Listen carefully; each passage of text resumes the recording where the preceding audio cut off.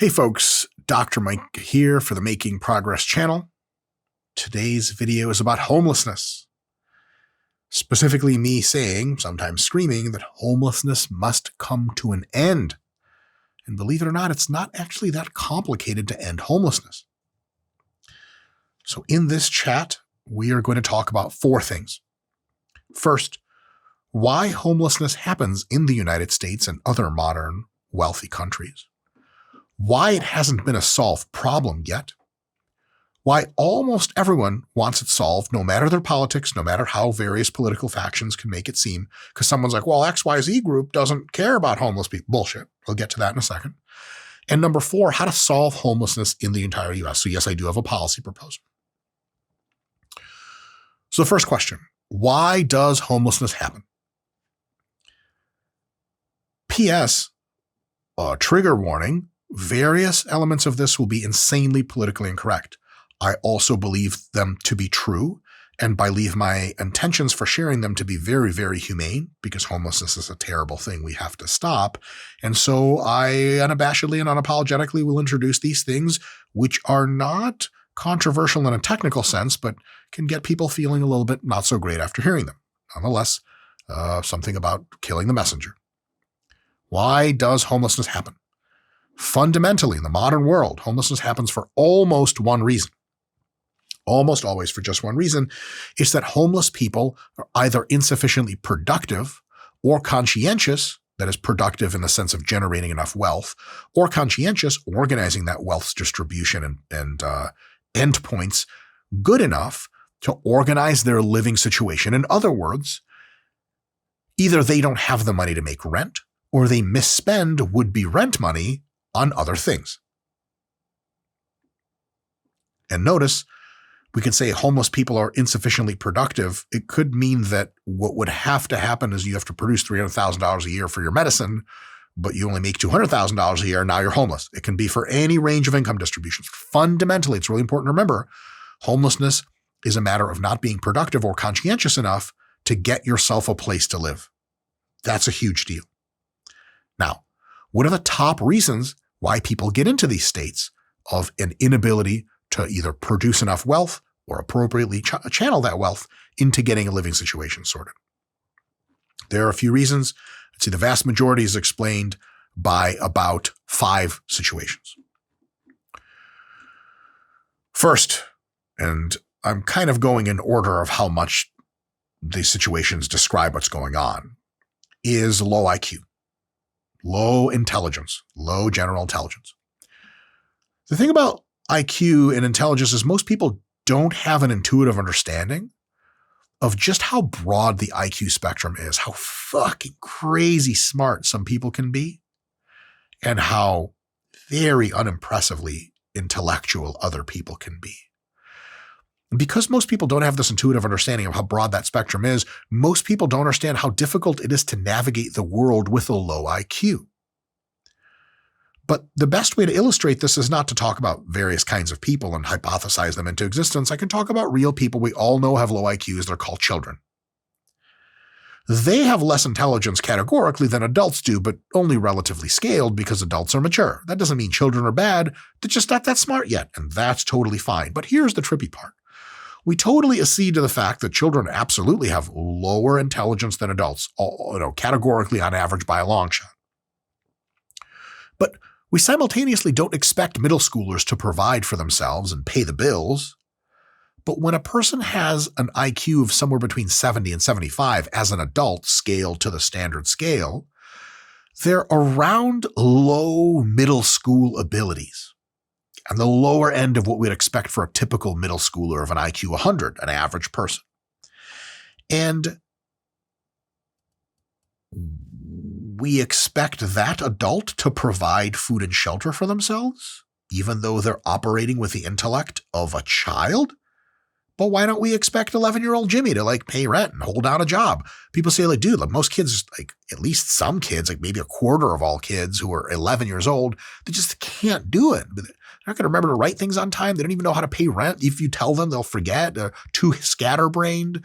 Like, you ever have 11-year-olds just run amok and do whatever the fuck they want with just each other? Nothing much productive happens there. You need a lot of adult supervision, and then maybe you can extract some value out of them, but we're not even worried about extracting value out of 11-year-olds. We're worried about putting more value into them. The whole thing doesn't make any sense. You say, we have a person who is as intelligent as an 11-year-old, a not very smart 11-year-old.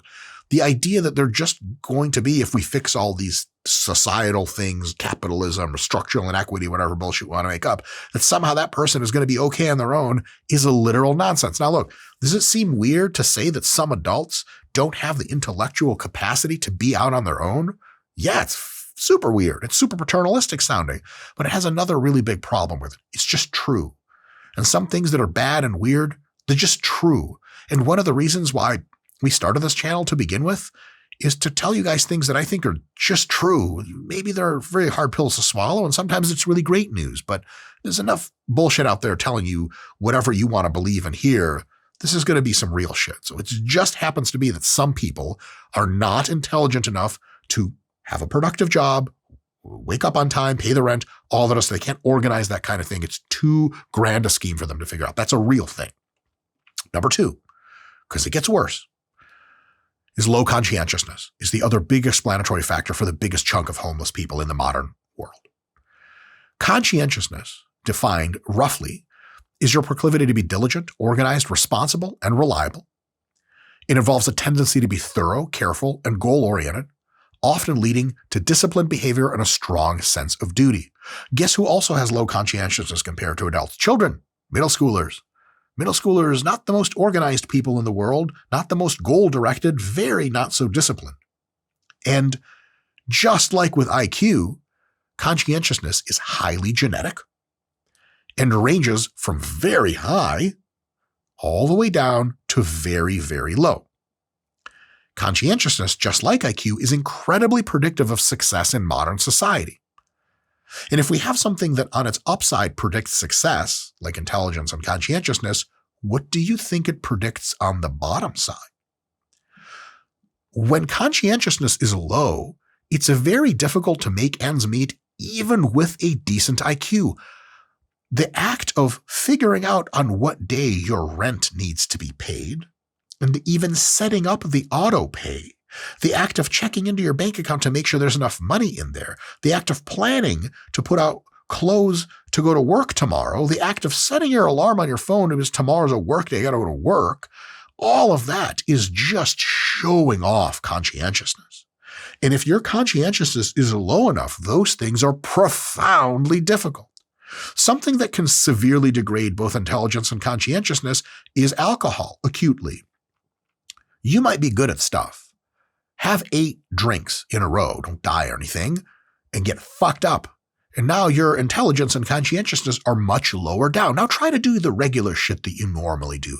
You log into your fucking, your coding account, that you do your fucking, your software engineering work, and you're like, the fuck am I even looking at, man? You forget your password. The fuck did I even see that? Who knows what's going on anymore? But for the blurry vision and the weird movement stuff, being of very low intelligence, of very low conscientiousness, you're going to come off as a person who handles their life something like a very drunk person handles their life, or less offensively, maybe a very young person, an 11-year-old or a 10-year-old or something like that. Now, really quick, if we surmise that folks at the bottom 10% of intelligence and the bottom 10% of conscientiousness in a normally distributed society are going to have big problems providing for themselves, if you multiplicatively overlap that, and these traits do correlate with each other, so it's actually going to be a bigger number when I say, so this is the optimistic look, that means 1% of people in the United States are at the bottom 10% for both intelligence and conscientiousness at the same time. Adults. 1% of the U.S. adult population, as last I checked, about 2.5 million people. But I'm honestly pleasantly surprised that not that many people are homeless. The very generous estimates of homelessness currently are about 600,000 total people homeless in any one given year in the US at any one time. And like, that's really trippy because I would expect every single person of a low intelligence and low conscientiousness to be fucking homeless. But it turns out it's nice. And these two factors together, just conscientiousness and low intelligence paired, which we would expect millions of people in society to be that as adults, low intelligence, very low, and low conscientiousness, very low.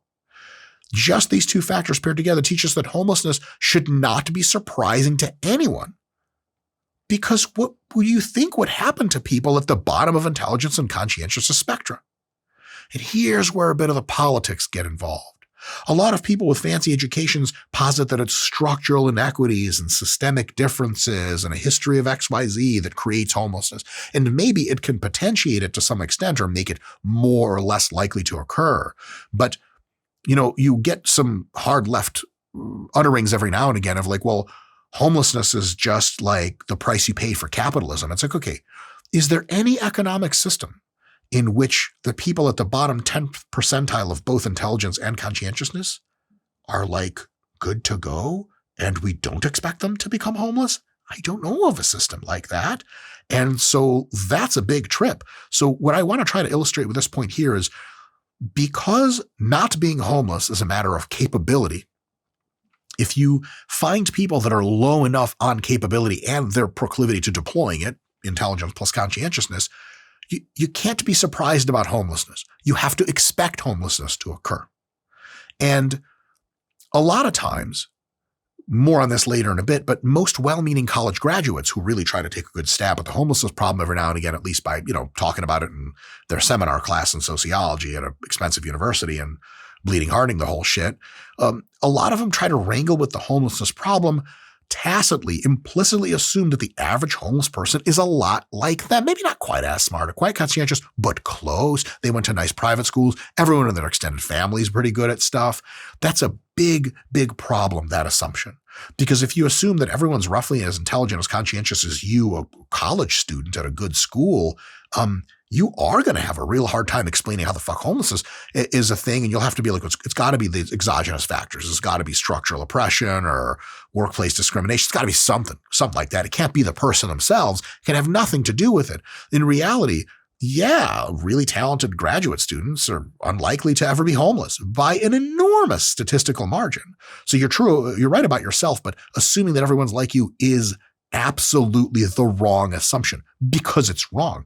Because a lot of people, millions in fact, are nothing like you at all. They have a much higher probability of being homeless. We're just through 2. There's like 5 of these. And these are just the top ones. Mental illness, number 3. If being of low intelligence and low conscientiousness wasn't bad enough already, a large fraction, depending on the measurement source you're interested in, upwards of 50% or more, of homeless people are mentally ill, diagnosably so, often severely. If you've ever interacted with homeless people in real life, which I swear to God a lot of homelessness advocates must never have, this is such a banal claim that I won't spend any more time on it. A lot of homeless people are fucking crazy.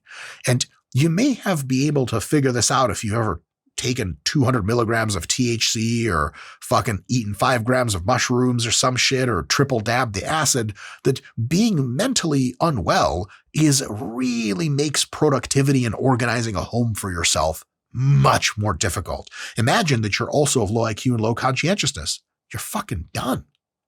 But it gets even worse. One more rung of getting worse for you guys, just to drive in the point home that homelessness is not something that comes from systems and is external, and that in a natural world, all humans wouldn't have to be homeless. Homelessness is actually natural. By the way, real quick tangent, almost all animals are homeless. They live literally outdoors. They don't have anywhere to go at night. They just sleep in a little nook that they find. Humans were also homeless for forever until we physically built structures, but not all of us built them. Just the most intelligent and conscientious people built them and sometimes invited everyone in and sometimes not. So if you think homelessness is something wrong with the system, no. It's just normal human life that causes most homelessness. And that last part number 4, second to last, but the last big hitter, is that drug addiction is a real thing. And 50% or so, depending on where and how and why you measure it, of homeless people struggle with drug addiction. Obviously, being addicted to drugs makes keeping a roof over your head much, much harder. But now imagine this. Imagine you score below average, not crazy, just 35th percentile or something, low in intelligence and conscientiousness, and you have mental health issues, and you're struggling with a drug addiction. To me, this quadruple confluence of not so great luck is illustrating the fact that it's a huge testament to how amazing individuals are and how amazing communities are and families and government programs that we don't have way more homeless people out in the street. I mean, some combination of lower intelligence, conscientiousness, mental illness, and drug abuse and addiction can fucking kind of have to make you homeless at some point. Because all that shit into account, you still have to go to a job regularly enough to get money and still make rent on time and not get kicked out for various things. That's tough. Don't take that shit for granted. So those are the biggest factors by a long shot that cause almost all modern homelessness. Lower than average intelligence, substantially lower than average in most cases, very low conscientiousness, high degree of mental illness, and a high degree of struggling with drug addiction.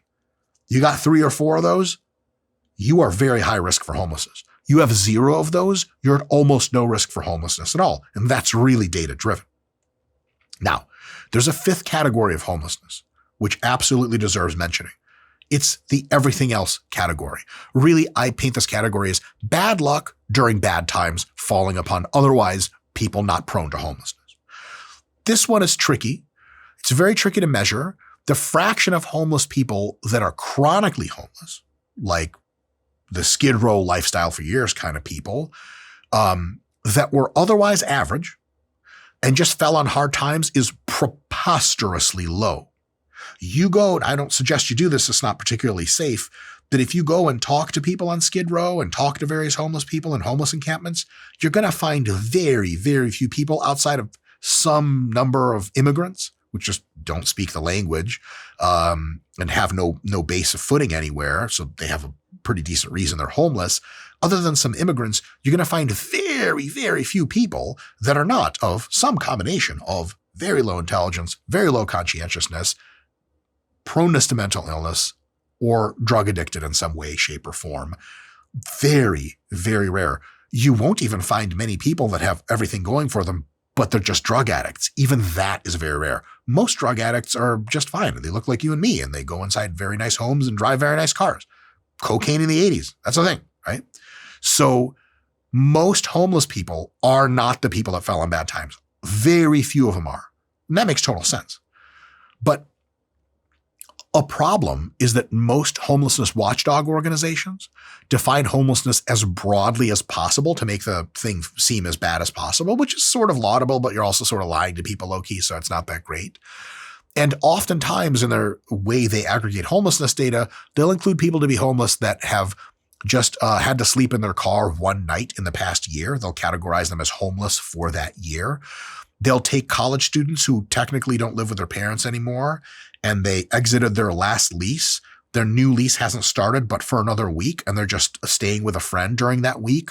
There are homelessness orgs that will catalog those people as homeless, 100%.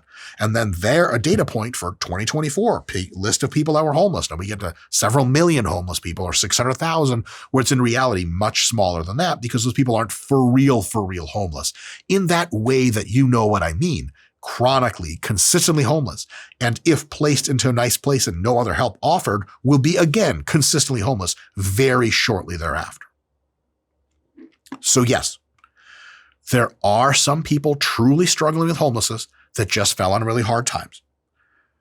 But those people almost always have a confluence of those 4 conditions as well. Lower IQ, lower conscientiousness, proneness to mental illness, and a proclivity for drug addiction. That is most of homelessness. That's just the facts of the matter. Next question, part 2. Why hasn't homelessness been solved yet? What the fuck? We're sending people to the moon for the love of God. We can't solve homelessness. When I look at that prior info, everything I just said, I think, damn, homelessness is kind of inevitable. Clearly it is for some people. So we have to do something serious about it. And you would think others would have done so already. But for a few reasons, homelessness remains unsolved. Though I will say, it could be solved, no problem, and for cheap. And I'll tell you more later about my crazy policy proposal. It's more just a theoretical idea for you guys to think about. Let's take a look at some stumbling blocks that have come up so far in attempts or conversations about ending homelessness and see what we can come up with. Number one, these are not ranked in order. Just a good long list of reasons why homelessness has not been solved yet in the modern West. One is transitive assumptions of personality and capability by educated reformers. Educated reformers, the vast majority of people trying to work on homelessness, they're really good people, the best kind of people. And they have a lot of feelings of compassion and sympathy for everyone. And they don't like hierarchies, and they don't like assuming they're better than anyone, which is really fucking beautiful and really awesome. The problem is they take that vision to homeless people. And so they can't quite figure out why homeless people can't be helped in the traditional way that you would help most normal people. Give them information, give them some money, give them a place to be, offer them a job, and then they shouldn't be homeless anymore. I mean, most people just wouldn't be homeless if you did that for them. So why aren't homeless people buying the whole act? And you get these people, just massive waves of homeless people falling through the cracks. But in order to soak up the cracks and seal them, these educated reformers would have to admit, like, okay, some people really need help, like a lot of help, like all the time. Like they can't just be out on their own. And in order for us to admit that, it would be like, obviously none of this is logical or explicit. It's implicit, subconscious for them. They're just not willing to be like, all right. We're going to have to take care of these people because they can't take care of themselves. That's not some shit you're going to hear out of almost any reformer's mouth, as I'll show you in just a bit with some illustrated web page browsing we're going to do together. But that's a big deal. It's kind of more of a theoretical problem, but it cuts off a ton of potentials to solve homelessness that would have snaked out of it. But they got to cut off those snakes because they're like, whoa. We have to admit some really fucked up shit, and we're just not going to do it. So that's a thing. Another one, very similar, is an unwillingness to blame the victim. People say, okay, so you're saying homeless people are at fault for their own homelessness. Like, that's what you just said for like half an hour. Yeah.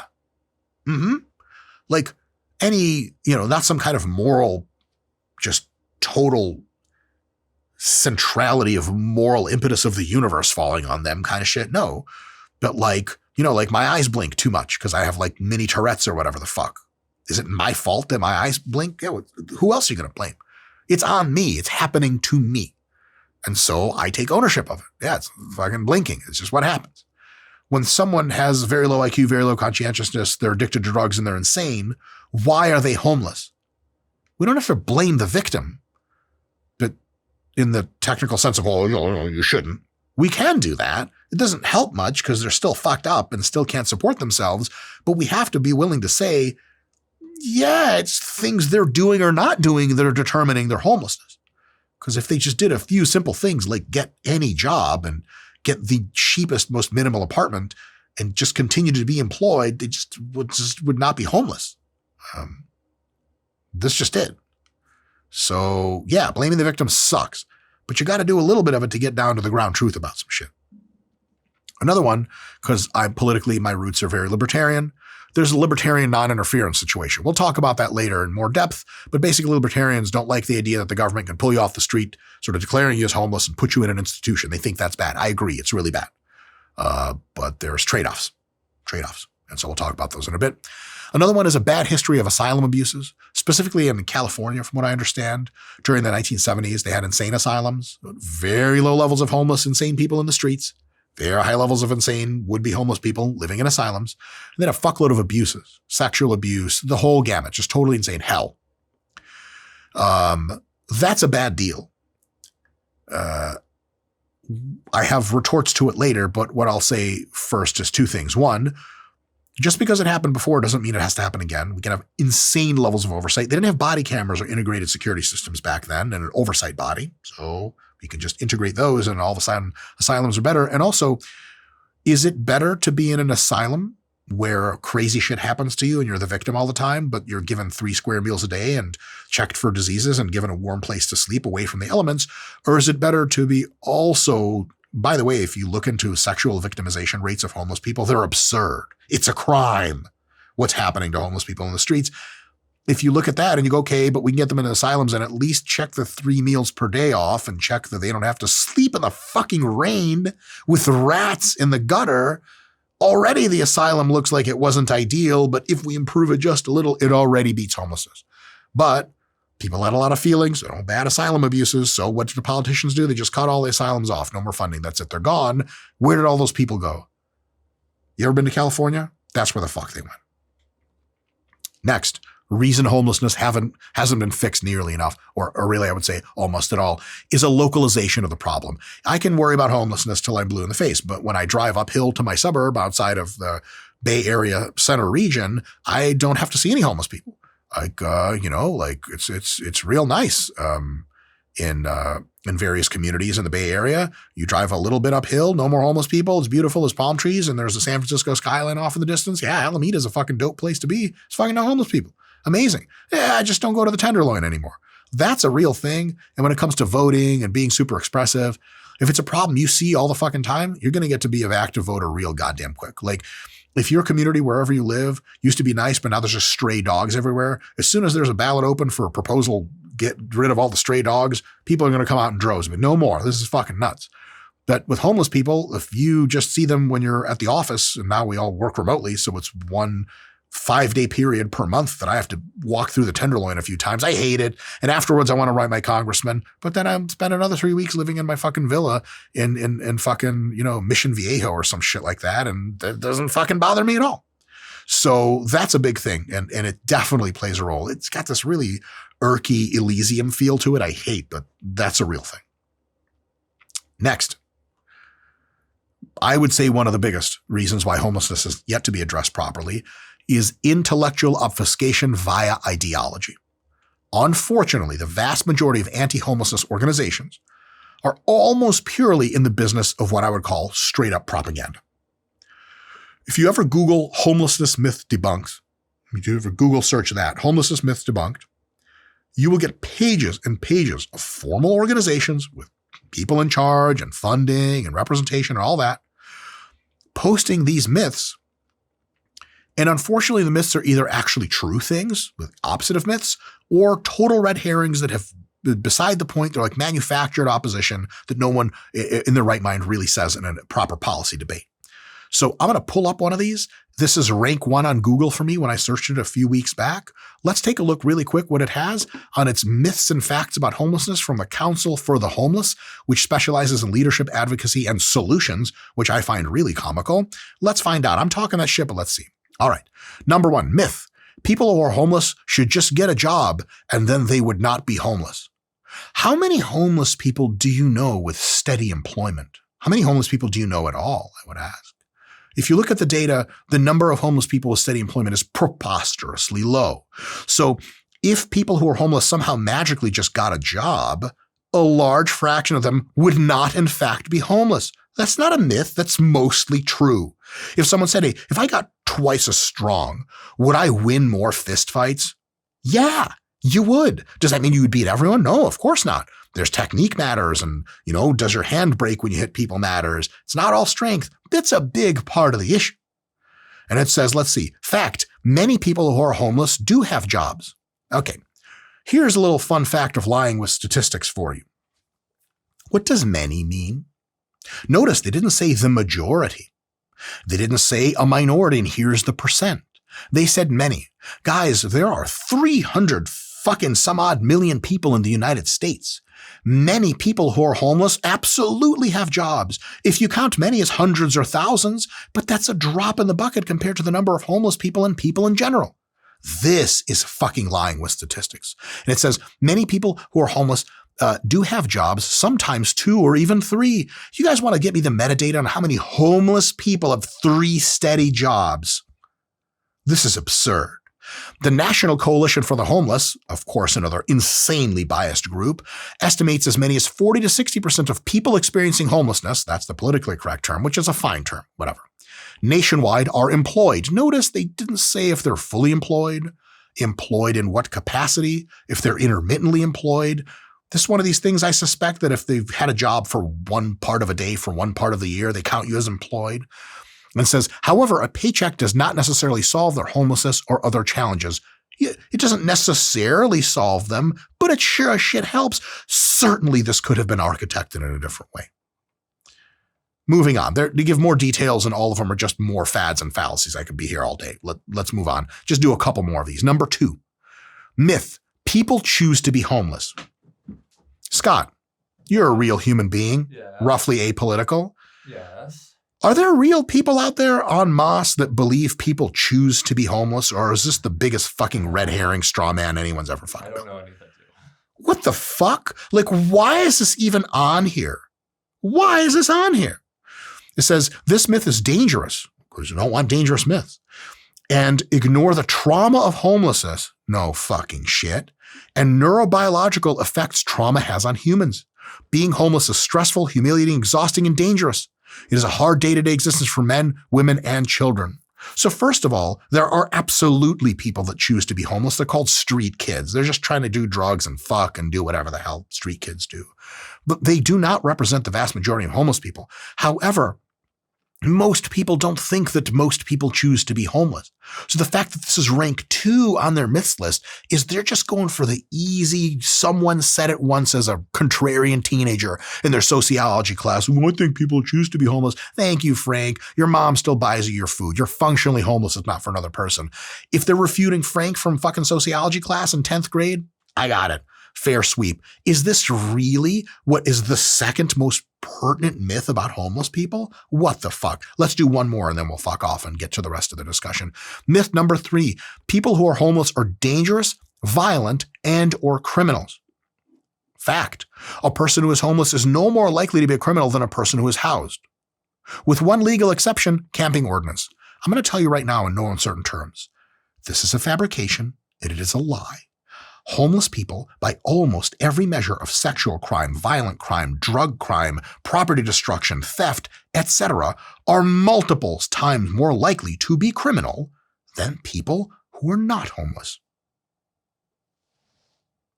I don't know why you would just make this shit up, if not because you were a leftist and you just had a lot of feelings. That's the only one I have. And that says, people who are homeless break the law merely by being unhoused. It's true. Camping ordinances, which are not enforced anymore, but whatever. The reality is that most spend their time and resources trying to survive and improve their situation. Oh my God. And here we have it. Most homeless people are trying to improve their situation. You guys ever spend time around most homeless people? Any homeless people? Most of them are not trying to improve their situation. Most of them are trying to some extent to survive. The survival is really a matter of having warm things and food and a place to drink and shit. That's it. Humans are surviving. Most of them are going and having various interactions with drugs or are spending their time in a state of mental illness, total insanity, not trying to do hardly anything. Insane. This is what you get, by the way. These are the myths and facts. So this trying to stick to extreme leftist ideology to never blame the victim. Homelessness, you guys notice that? You can read a little thread through that. Homeless people are not remotely at fault for anything. Who gives a shit who's at fault? Morally, where can we get the most traction is the big question. And these folks are unwilling to answer it because sometimes where we can get the most traction is focusing on the behavior of the individual. And they don't want to do that, because it makes them have very sad, very not so happy feelings. And I get where the feelings come from. Of course, it's not cool to be like, yeah, some people just fucking kind of aren't that great at taking care of themselves. We need to step in and help. That's not nice to say. It's a weird fucking vibe, but it's true. And intellectually and ideologically, so many people are opposed to even seeing that that is true. They're not going to solve the problem. Most of their weapons are not even deployed by them because they're like, well, hold on. Oh, those homelessness, we can't blame this person. All right, sweet. We do nothing about it. And that's largely what's been happening. Now, point number 3, why it's true that almost everyone wants homelessness gone. Why am I saying this? Why do I have to say this? Because this issue could be one where it's just not a large group of people that are homeless and people who have friends and family that are homeless, affected by them, or live in homelessness, high homelessness communities, there's just not that many people. Maybe it's 20% of America, and 80% versus 20 votes that out every single time. And because it's not in a large group of people's best interest to act on, that it just doesn't happen. But that's not true. Here's a list of who's against homelessness if they thought it through and why. And we're going to paint some intentionally caricatured pictures here to catch even some of the extremes so that you know the moderates, they're all good for a real big wallop against homelessness. Let's pick on right-wingers for a second. We don't do that enough on this program. Right-wingers may, not in their best times, but maybe in some of their worst times, think a variety of these thoughts. And they're making some valid points, at least only as to convince themselves homelessness is an issue. So why am I saying this? There are people on the political left that will say right-wingers don't give a shit about the homeless. They don't care about homelessness people. They don't care about homeless people. Bullshit. Maybe not from the perspective you want, but they care about homelessness. Here's why. Homelessness is disgusting, objectively. I won't debate anyone about this. It's just true. And is an embarrassment to America. You walk out in your community and there's homelessness. There's just some dude in a fucking shitting in the street and he has nowhere to go. You look at that beautiful waving American flag, it feels different. It doesn't feel like my fucking America. Conservatives deeply care about how much pride they have in their family, their community, their city, their nation, their state, and their nation. And they don't want shit to be all fucked up. Homelessness is disgusting and an embarrassment to America. For that reason alone, the vast majority of conservatives would want to fix homelessness. You bet. It's like if you give a conservative person a magic wand and you're like, if you wave this, no one has to work anymore and everyone gets stuff for free. They're not going to wave that. They're conservative. Fuck that. What, are you kidding me? People will degrade. They need to work. But if you give them a magic wand and be like, dude, we can end all homelessness, they'd be like, wave the fuck out of that shit. Only if not for the greatest reasons, like it's disgusting, but they really do think like that. Most conservatives think like that. So opposition to homelessness programs on intellectual grounds won't come from right-wingers very often. On procedural grounds, maybe, but that's a whole other different discussion. Next, for the right-wingers, tourists, who right-wingers always suspect, they're friendly too, but suspect you bring in your weird values from somewhere else.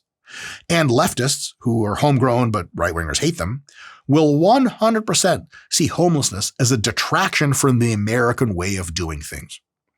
There's a nice lady on the internet that I had some nice chats with once back in the day, and she was from Australia, and she came to visit America, and she went right to LA and went right to Skid Row. And she instantly thought that the reason Skid Row existed, which just, if you don't know what Skid Row is, it's like thousands and thousands of homeless people on like just a few streets. If the only reason she attributed Skid Row is like a failure of capitalism in America, and we need to be more socialist and take care of more people. The fact that Los Angeles has like $75,000 a year per person to spend on homelessness and it goes nowhere. The fact that they can't even get their organizational structure to build any housing. The fact that most Los Angelinos are kind of like, well, I guess people can just be out in the street and it's okay. I'm not supposed to say that's bad, right? I don't want to seem hateful. The fact that it's leftists in control of local and regional and state of California for the past forever fucking amount of time, it never occurred to her. She was just like, boom, that's bad. That's America. That's capitalism. Right-wingers, you want them blaming that shit? You want them blaming capitalism in America and fucking freedom and our great values that built this fucking country? You want them blaming fucking that? Homeless people? You say, oh, yeah, I see, you failed. And tourists, it's a fucking weird vibe, guys. Myself and Mr. Nick Shaw were in Hollywood, California recently for some work. It sounds like it's exactly what it sounds like. It was adult films. And we were walking around, dude, zombies everywhere, bro. Like heroin addicts, fentanyl, the fucking just people just walking around, like foam at the mouth, the whole thing, like real zombie land type of shit. Tons of homeless people. And I noticed who goes to Hollywood? Like people want to walk and the fucking see the stars and see where's Michael Jackson's house, that whole thing. And dude, like it's a fucking bad vibe because people come here. They don't usually go to like somewhere in North Dakota where everyone's super friendly and nice and there's no litter anywhere. They go to the big cities. They go to LA, they go to San Fran. They go to New York, they go to DC, sometimes they go to Chicago. Like, what the fuck do you think they see over there? They see a shitload of homelessness, and it's a fucking bad look. So if you have any pride in America, our beautiful fucking country, you don't want homeless people around fucking it up. And that sounds like I'm channeling, what's his name, Homelander or whatever. And in a sense I am, because I'm trying to be ultra hard right for the purpose of this, but like just from a pure right wing, and not the best part of the right wing, the nasty part, the mean part, the ashamed of our own humanity part, that part doesn't want homelessness either. Trying to look around, who the fuck is for homelessness? No one. God damn it. That's what I'm trying to say. Now, another factor, for right-wingers, homeless people are much more likely to be criminals. And thus, having lots of them outside prevents that 1950s type of shit that right-wingers and conservatives love so much, like letting your 5-year-old out to just go to the store and grab a loaf of bread. You know, like you already called the store owner, you Venmoed him the money, it's okay, you don't even have to do the money thing. He knows Billy by name. Billy gets the bread, he puts it up and he goes, oh, good job, Billy. Billy fake scans it and gives Billy the bag of the bread and Billy walks back home. People love that shit. That's conservatives love that. Who the fuck doesn't love that? But you can't have that in a lot of communities anymore because Billy could get shanked with a fucking fentanyl needle or whatever the hell, however that works. So conservatives don't like that shit at all because it ruins their beautiful America. So we could take conservatives being against doing something about homelessness and say maybe in some technical grounds of some stuff they don't want to do, but nobody's for homelessness yet. Sure as shit, not right-wingers. Left-wingers. This is actually going to be really short. I'm going to put it really simply. This is a good test to see if you're on the political left or not. If you fail this test, you're not actually on the political left. You need to take another political IQ test. Allowing humans who can't take care of themselves live in the streets with our mega wealth all around us is beyond contempt. The streets, people. Are you fucking kidding me? The fact that leftists aren't up in arms about getting everybody fucking off the street tomorrow is baffling. They're debating structural inequities, blah, blah, blah. There's people living in the fucking street. So I know damn well there's no leftists. The conservatives will be like, leftists want homelessness. It makes them look good politically for whatever. That part might be true, but they don't want homelessness. They hate it. It tugs at their heartstrings as well as it should. And it should at everyone else's, as a matter of fact. Moderates. Almost everyone's a moderate. Moderates don't want homelessness for a bit of both of the above. No one really, everyone thinks homeless people are disgusting because it's fucking gross. There's diseases and all this other shit. The homeless people don't think they're fucking clean. They're objectively less clean. And also, most moderates are like, Jesus Christ, that person has to sleep in the street. That's fucked up. So the best parts of left and right views, there's just almost no moderates that are pro-homelessness. They're like, oh, we shouldn't do anything about it. It's not a high priority. Everyone fucking hates it. And another practical thing that I filed under moderates is homelessness drives down real estate value and community attractiveness like crazy. If you're trying to sell your house or buy a house or just have a nice place to live, an increase in homelessness in your areas is really fucking bad news. So even if you're super psychopathic and pragmatic, you also don't want homelessness because it just drives down real estate values. Homelessness is just all around bad for everyone. Lastly, my people, so to speak, more my people than anyone else here, libertarians. Their critique of homelessness, so let me say this in the best way that I can. Libertarians don't like the police and the state being able to pull people off the street who they deem homeless and put them into some kind of center processing facility. That is a literal removal of freedom, and that's bad. And I'm right here with you 100%. It's fucked up. However, when you commit a crime, police can pull you off the street. Very few libertarians practically would debate that that's okay. Some guy just shoots his wife and the cops are like, well, do what you want. No, you're going to get pulled off the street and get sent to jail. I'm not going to debate people, and maybe I'll make a funny video at some point of arguing against the abolish all prisons people, but those people are just having a lot of feelings, not a lot of thoughts. No one really wants to abolish all prisons if they think it through. And so it's okay for the state to do some things that are fucked up. It's not a slippery slope to say the state may be able to deal with homeless people in this way. Now, here's the thing for libertarians. On a pure one-shot ethics analysis, yeah, taking people off the street that you've arbitrarily determined as homeless is not cool. But you think through and think ahead a little bit, you realize that critiques of homelessness turn into critiques of capitalism and freedom real fast. They turn into critiques of capitalism from the left. This is the most evident thing ever. Just Google it. Like, homelessness and the left wing. Like, they'll just be like, capitalism, that's the problem. There was a high up, I believe, California or San Fran board of like how to treat homeless people or whatever. She was interviewed I believe by, oh my God, what the fuck is his name? Michael Schellenberger. And he was like, so how do we like fix homelessness? How do we solve it? And she was like, well, we don't solve it until we like disband capitalism. And I'm like, all right, thanks for that one. That helps.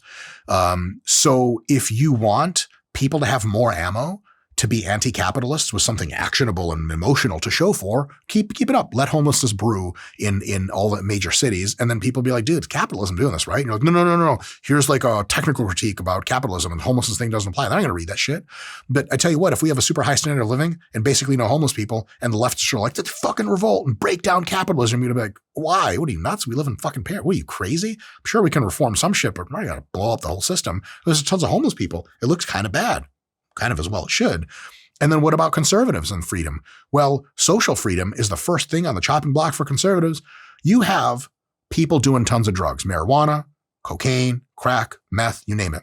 But they're doing these drugs in their own properties inside their own homes and are never interfering with other people. How big of a problem is that socially? I got two answers for you. One, it's not. And two, to whatever it is a big problem, it's a very, very invisible problem. And so conservatives don't get uppity about it and start taking away our freedoms to put whatever the fuck we want in our bodies. But if you have people using drugs and exercising their freedom of movement and a shitload of them are fucking homeless zombies, sorry, it's a bad look. And then all of a sudden, regular Karen who votes, she's a moderate, but she doesn't want her children around that bad stuff. She doesn't personally use marijuana. I pointed to myself because I do. She's like, well, these homeless people and that fentanyl, marijuana. Yeah, let's ban marijuana. And all of a sudden you're banning all kinds of shit because some teeny fraction of people are doing it out in public in the middle of the fucking street where it's not supposed to be done. And if you are a big freedom of movement fan and homelessness gets bad enough, they're going to try to ban freedom of movement to sequester homeless people to various places, then that goes too. So as a libertarian who thinks ahead, think about this. Homelessness is not a good in real life argument for libertarianism. And maybe something on the margins can be done that's maybe not so great and there's a little bit of the heavy-handed state, but better than the alternative of people being like, dude, we got to go way to the other end for this shit. All right.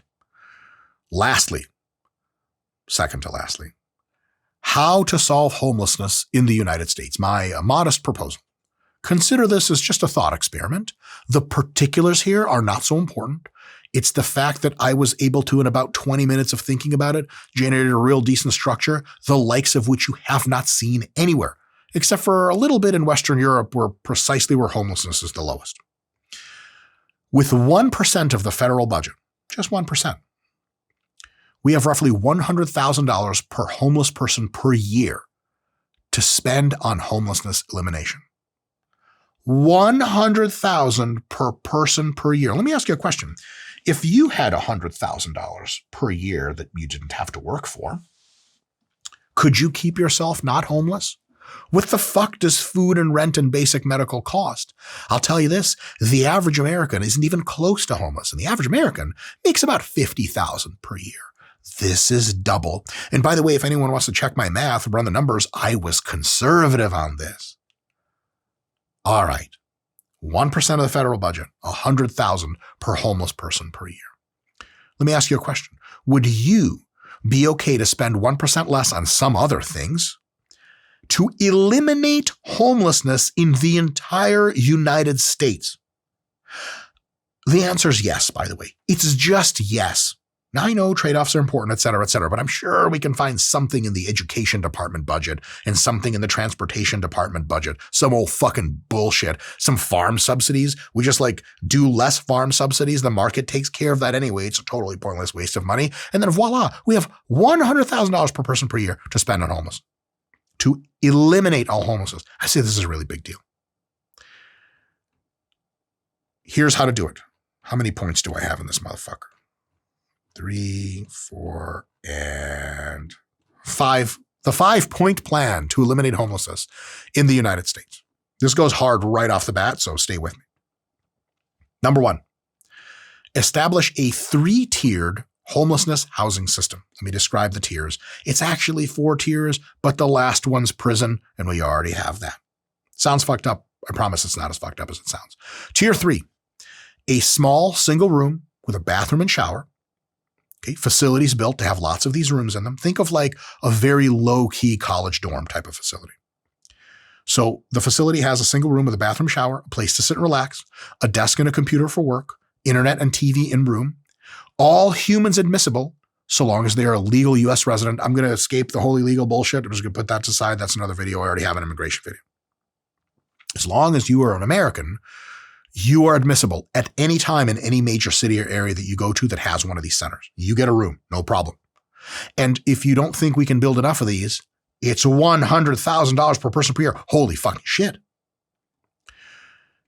Some options. We could have a multi-person bunk bed family housing also available. Small frame or small amount of space, but plenty of beds so that families can stay together.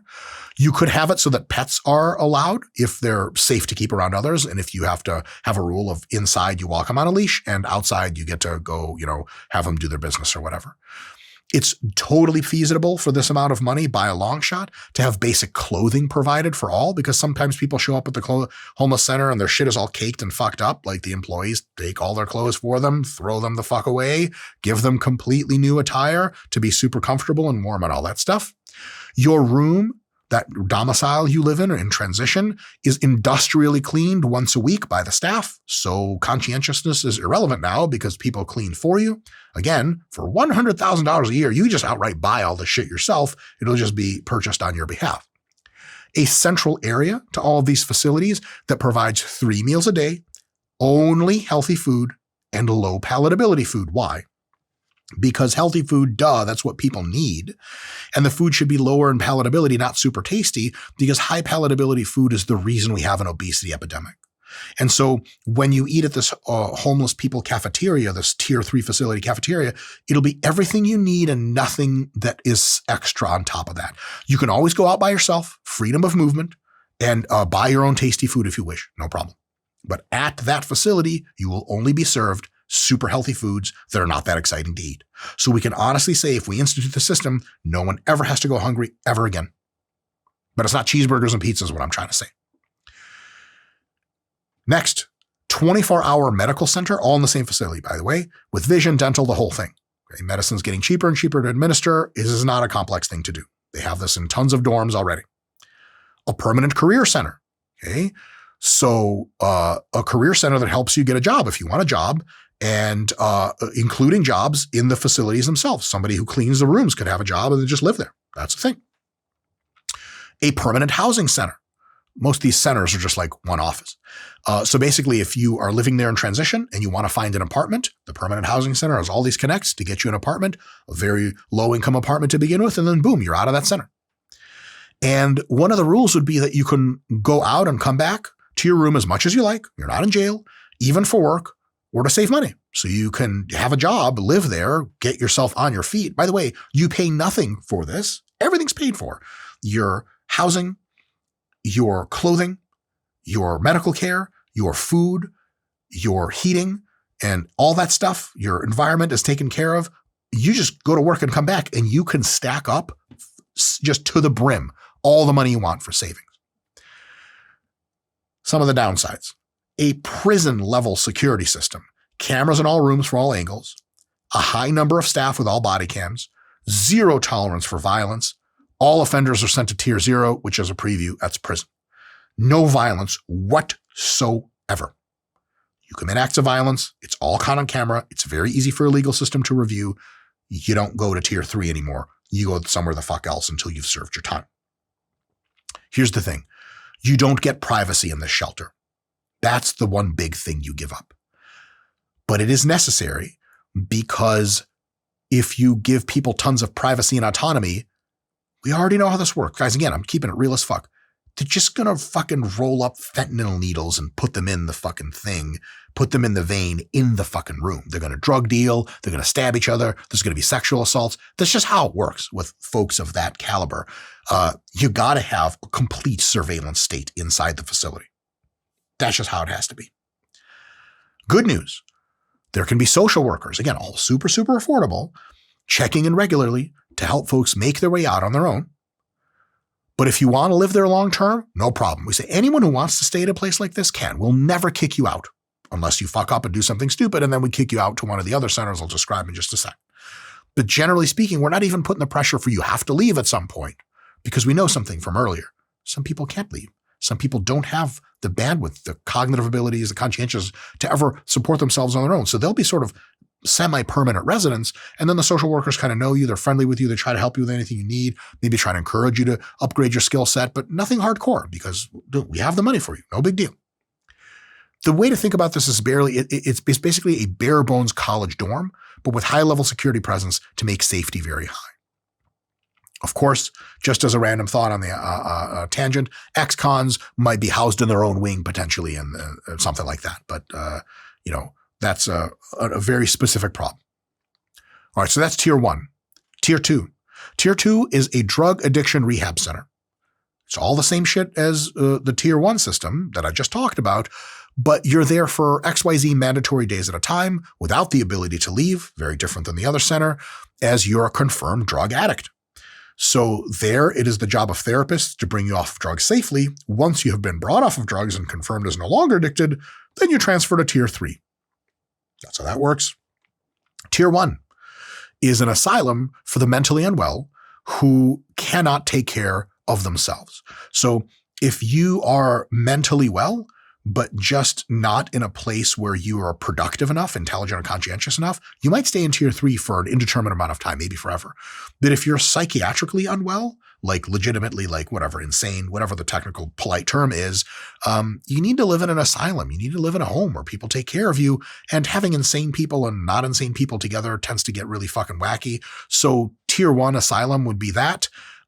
Same as tier 2, though the asylums that kind of bring you off of drugs, but it's kind of a permanent residence. Unless you re-eval, it turns out you're not nuts anymore because insanity comes and goes, and then you get freed up to do whatever, or you get sent to another center, so on and so forth. And lastly, and we already have this, but I have put a little spin on it, is tier 0, which I call jail/prison. There'd be 2 facilities, jail and a prison right next to it. Jail is temporary, super temporary. Prison is a little bit more permanent. I've talked about this before on the channel, but I think the prisons in modern countries should be very well kept with loads of amenities, 0 abuse tolerance for staff or other people, super kind treatment by the staff. We're not trying to teach people shit. We're not trying to go like this. The thing with criminality is criminals just need to be away from other people, and that's like 95% of the solution. Now, you get into that kind of prison situation for a short time if your offense is relatively small or your first offense, but as your offenses build into bigger offenses and as you do more crimes in a row, we exponentially put you in there for longer. So there are some people that are just fucking criminals and they're just going to live there their entire lives, more or less. That's already a thing that happens. It might as well happen with tons of humanity instead of making prisons terrible places. So that's part 1. We build that structure out. Seems tough, but we have like damn near infinity money at this point. It is possible to do. We've done much more difficult things. Manhattan Project type of shit, fighting World War II, not even close. The second thing, and remember, there are some total of like 600,000 people that are even eligible for this sort of thing. So it's not like we have to help every American, not even close. Number 2 point. So that was point 1, build the facility structure. Number 2, make homelessness illegal. I know it sounds fucked up and it's super harsh, and it really is. But unless you want homelessness to persist, this is a must. Because if a person is fucking rotting in the street by themselves, and we're like, well, he can be there. We got nothing. We got all these centers. I'm going to go to the centers. By the way, there's already tons of stuff sort of like this in various cities. And people come in, they go, sometimes they don't even come in. They don't know it exists. They don't care. They're insane and on drugs and in the middle of the street. And so unless you can forcibly remove people with kindness, with gentleness, offering them options, then you don't have anything. So making homelessness illegal is a thing. But it's like littering is illegal. You're just not using your own body to produce litter with. I digress, but seriously. Number 3. So we have the facilities. We have the mandate that's illegal to be actively homeless out anywhere. When police interact with homeless folks, so this is point 3, they ask them to please not sleep on the street and please go home. That's how the interaction starts. If the person is obviously just drunk or high, they can just get a ride home, no problem. I think it's wonderful when the police drive people home. I love that 1950s Leave It to Beaver type of shit. Scott, you know what I'm talking about?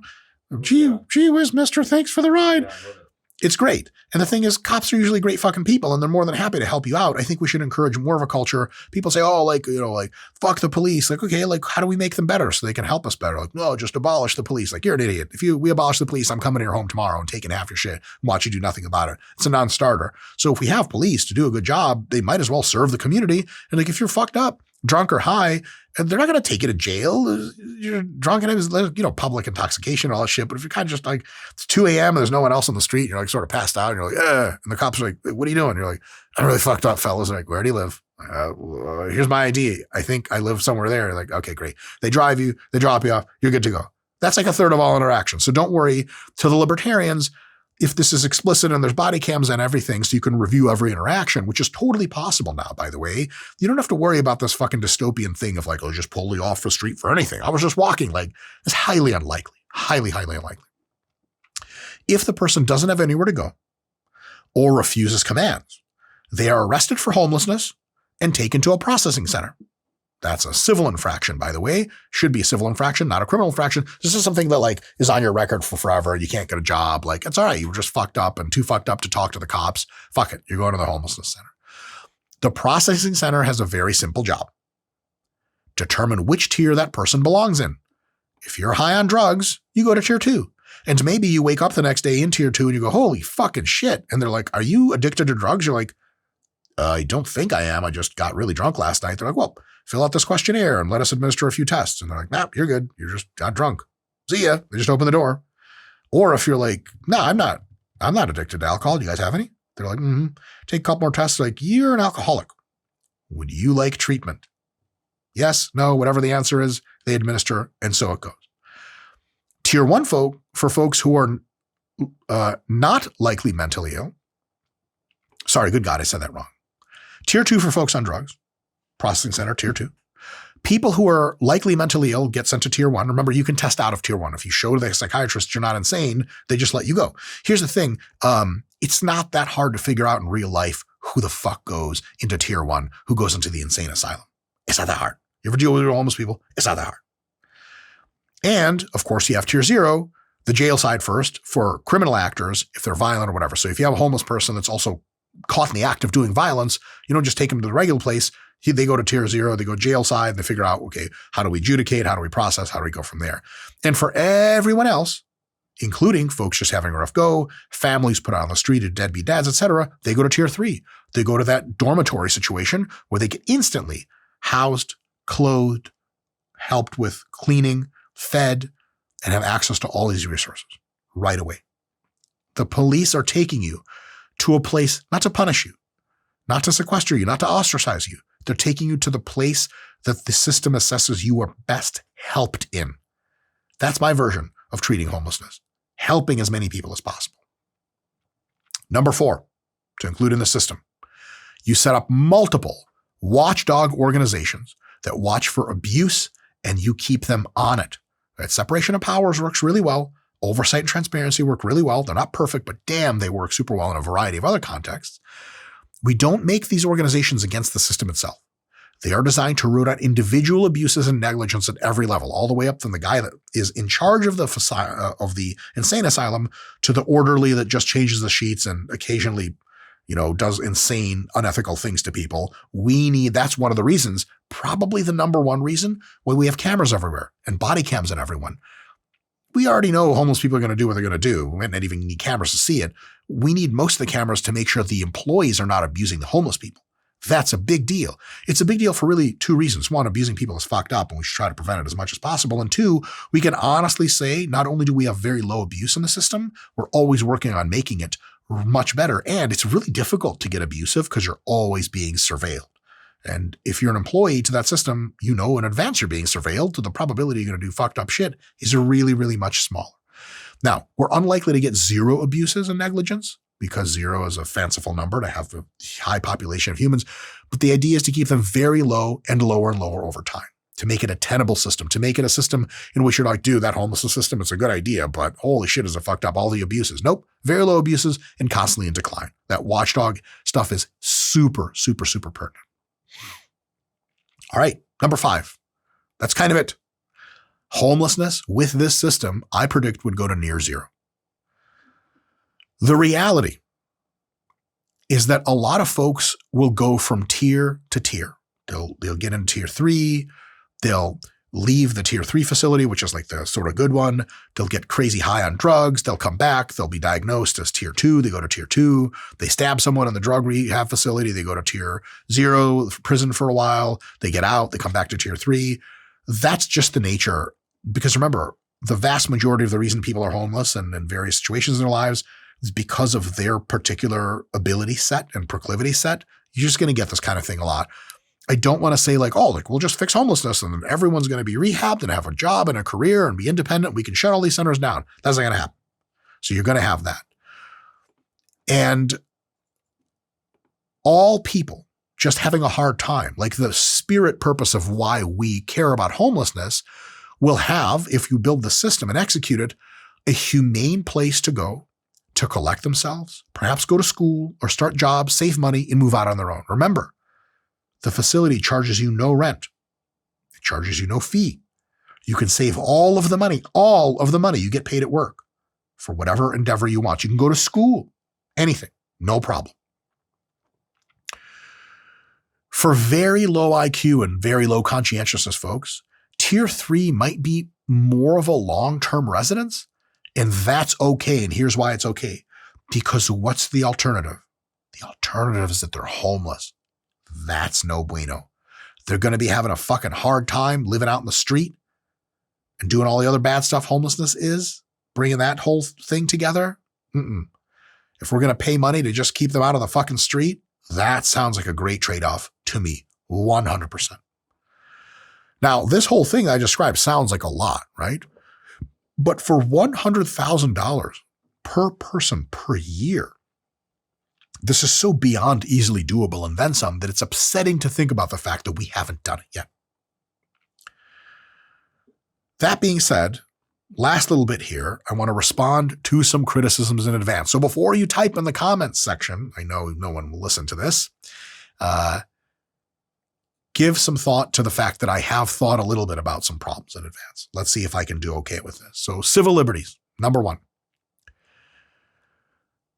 I'm going to make a contention I think sounds fucked up, but it's nonetheless, I believe is true.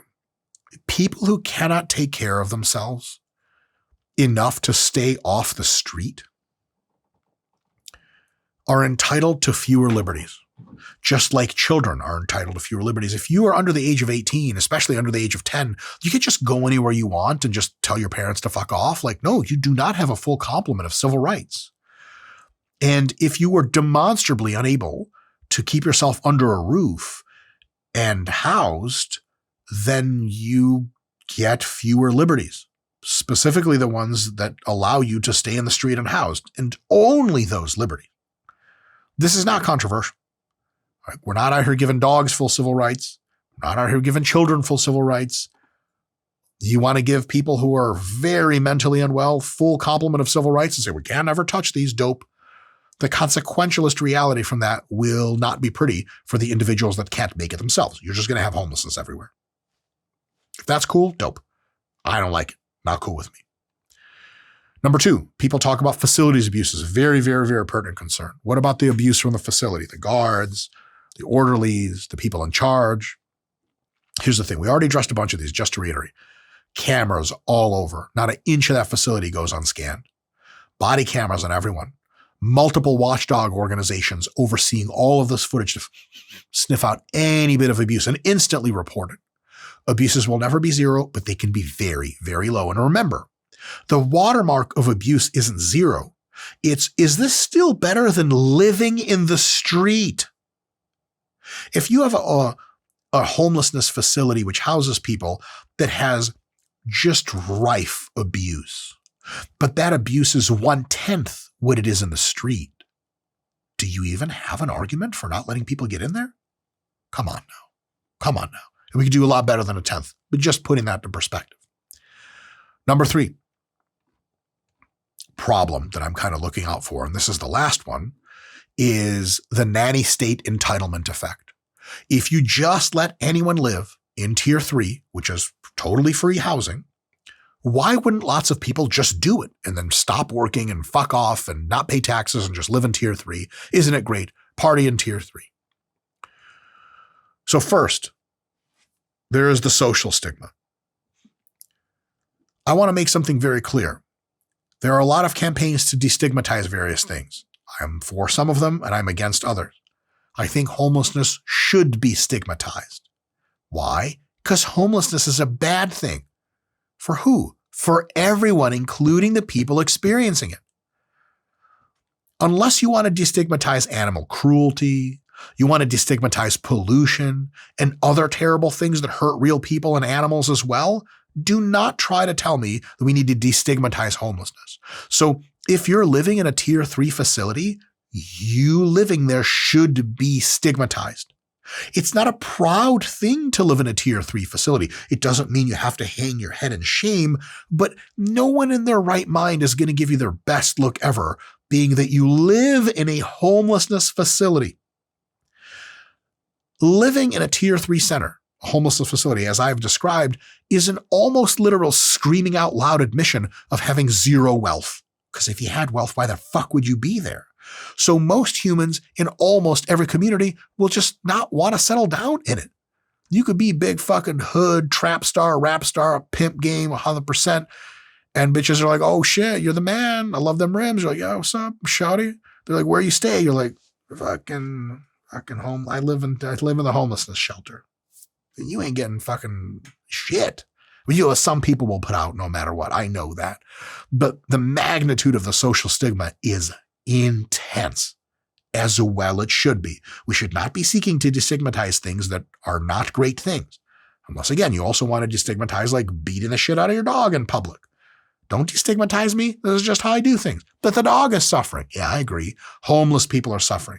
Homelessness and the associated sort of constellation with it should get in some sort of stigma. It's a very socially valuable stigma. Second, the bare bones nature of the centers of the tier 3 housing is going to be a factor in keeping the abuse rates relatively low. Tier 3 housing is humane, but it's not the lap of luxury. It's a small room. It's like industrial looking. Think of like, some like Empire type of shit. I hate to paint it like that, but like a cozy version of the housing they have in the Star Wars Empire bullshit. Most folks who stay there will be there because they have no other choice, not because it's roomy and the food is amazing. Remember, the food isn't amazing and it's not roomy. It's a place where you can humanely survive and take that next step. It's not a place where people with other options, which is what the definition of abusing the system is, are likely to go. And yes, thirdly and lastly, some people will actually stay there for a long time or for good in these tier 3 centers. Social workers will regularly work with them to find ways to accumulate skills and wealth to get them out. And by the way, because everyone gets such really good attention from social workers consistently and camera monitoring, it's going to be easy to ferret out who's fucking around. Like if you have someone staying at your center and they're like counting their stacks of hundreds every day and putting off stacks, and they're going out every night and just clubbing and just raunchy shit and fucking dealing drugs and coming back and they have more stacks and they're wiping off cocaine dust, it's very easy for a social worker to be like, hey, Bill, how's looking for work been? And Bill's like, fuck you, get out of my shit. Like, Bill's probably going to jail or prison. Or there is an argument for telling Bill, like, listen, you're not working your way out of here and we have to have some serious conversations. Ferreting out abuse is definitely a thing. And if you're like, dude, you clearly have enough money, you're just staying here because what now? You're a piece of shit. Like, you can kick people out. Now, if they come back in and they're fucking emaciated or whatever, you got to take them back. But you can kick people out and they're like, fuck this place. They go and live in their actual apartment that they had. Again, these abuses, once you realize that staying in a homeless shelter is something almost no one does voluntarily and abusing that system, like abusing welfare is easy because you just get a check. You can live anywhere. You can do anything. You get a welfare check. You falsify all the bullshit. You still live in large. You're still a man. But this isn't a check. This isn't we pay homeless people $100,000 a year and be like, fuck off, go do whatever you want. Clearly, you don't want to be homeless. That's not going to work. We're bringing people into centers. Not a lot of people want to live in a center. So already the use case for how much social work ferreting of abuses we have to make is small. But social workers are there for that as well. Here's the thing. Social workers will do their best to get everyone on their feet.